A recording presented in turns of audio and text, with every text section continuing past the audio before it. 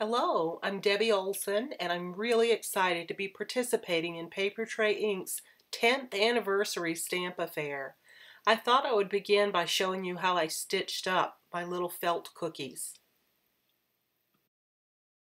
What I'm doing is inserting my needle in my hole, sending it straight through, then taking the tail of the thread, wrapping it around the needle twice, pulling it back down low,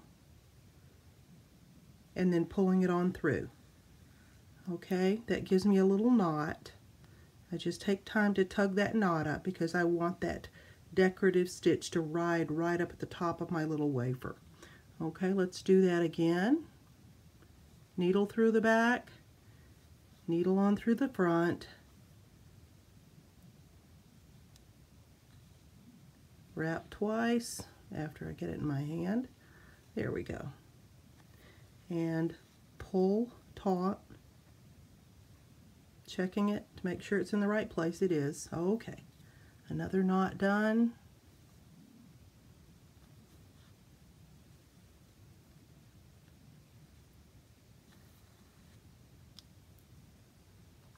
Okay. See how that thread is running right along that edge, which serves as kind of a second decoration. But the other thing that happens is if a stitch happens to burst, then I don't have to worry about the whole thing coming apart because all the other stitches are still knotted.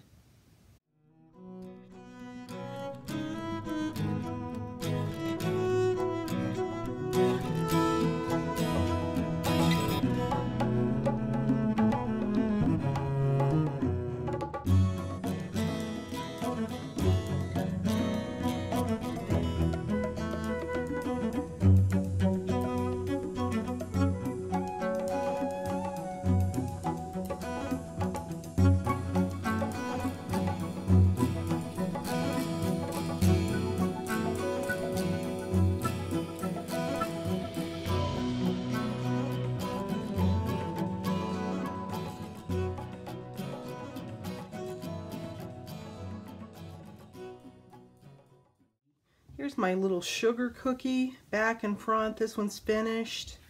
I used for it the 2.5 inch size of Limitless layers. I've used the scalloped die. The plain die is the frosting. I cut 2 layers of the scalloped die from, you can do that fine linen or craft, 1 layer of the plain, and then I needed something for sprinkles. I just started rooting through all of my dies to see what I could find, and it just so happened that in this damask snowflake, the little negative spaces work perfectly as sprinkles. So there are some of the sprinkles. You can see where I've cut them out of the hibiscus burst right there. And I also cut some out of the lemon tart so that I could have hibiscus burst and lemon tart on this one. This one was the cream and hibiscus burst on sweet blush. Now, if you don't happen to have damask snowflake, just see what you do have. Look through your dies and look at all the little negative shapes that your dies cut out. See if you have some that might make a negative shape that would look something like sprinkles on a cupcake. If nothing else, you might have something that makes stars. Okay, use star sprinkles. You can kind of go with what you have there and figure out exactly what you're going to do. But that was just, again, a random die that happened to make something that would remind me of sprinkles. For our chocolate chip cookie, there's the finished one. I've used the 2.5 inch Limitless Layers plain circle, and then I needed something that would make chocolate chips. So once again, damask snowflakes seemed to work best for that. It made these little almost moon-shaped pieces right in here, the negative spaces. So I just grabbed little scraps of dark chocolate felt that were too small to cut anything else out of and made chocolate chips out of those. These aren't attached yet, they're still loose there. The cookie base, you could use fine linen or craft. If you want your cookie to be a little fuller, I've used 2 layers here. You could either use 3 layers of the wool felt, or if you happen to have some polyester fiber fill somewhere. You could put just a tiny bit in each cookie. I put a little bit in this one to give it a little bit more substance, probably about that much. I mean, we're talking a really tiny amount there. But again, you could also just put a third layer of wool felt and you'd have a very substantial cookie there as well. For the little sandwich cookies, the Oreo type cookies, I have one traditional one here, the dark chocolate and vintage cream, and then one either craft or fine linen and lemon tart, harvest gold, either one of those, whatever you have. I used one layer for each of the cookie parts, and then I used 3 layers for the filling. I kind of like double stuffed Oreos. I didn't want those to be thin. I did not add any polyester batting in those because they're pretty substantial with that 3 layers in there anyway. Now, I have stitched those 3 layers together separately from the top and bottom layer, and then I used the fabric glue that I've shown you already, the Eileen's fabric glue. Here it is. Okay, like that, to attach the top sandwich layer to the bottom sandwich layer. You know, you could glue the whole thing together. If you really don't like hand stitching, it's not a problem to use a very good fabric adhesive to glue everything together. On the other hand, if you're not fond of glue but you love hand stitching, go for it. Sew the whole thing. You can sew all of those layers together. The reason I didn't on here was that I knew I wanted to use chocolate on this outside layer, but I didn't want that to show through if I blanket stitched around the whole thing or hem stitched around it.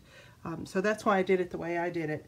Another die that I did not have, but I thought would be really awesome if you had on this Oreo type cookie, if you've got Paper Tray's Stitched Medallion 2 die, it makes a lot of holes in the middle of a circle. I thought that one would be kind of fun once you get your circles cut out to just punch those holes in there just to have some pretty texture on your little sandwich cookie there. Now for the 2 circle dies here, the smaller of the 2 is from the 1 3/4 inch Limitless Layers collection, and the one that's just slightly larger, Paper Tray's Rainbow Circles die collection. That's a set of 2. Now let's say you don't have these exact 2. Okay, look through all of your dies and see what you have that one is slightly smaller than the other. For the little wafer cookie, I've used Sweet Blush as my filling. I used 3 layers of Sweet Blush in there. 2 layers of fine linen or craft, whatever you have. One for the outside, you know, one for each outside. The 3 layers stitched on the inside. And for the die, I used Stitched Pinked Edge. For my little fudge striped cookie, this is another one that I used just a tiny bit of polyester fiber filled, probably a little less than this even. For the outside of the cookie, I used a layer of dark chocolate and a layer of, again, either fine linen or craft from the 2.5 inch Limitless Layers die. And for the whole, I used the small circle in the Bountiful Banners die. To attach my stripes, I used the Eileen's fabric glue again, and then I made sure that when I sewed those that I tacked them on the ends with thread as well. If you prefer to sew them on, that works fine. Otherwise, that fabric glue works pretty well too. That's it for my felt cookie project. Join me in wishing Paper Tray Inc. a very happy 10th anniversary.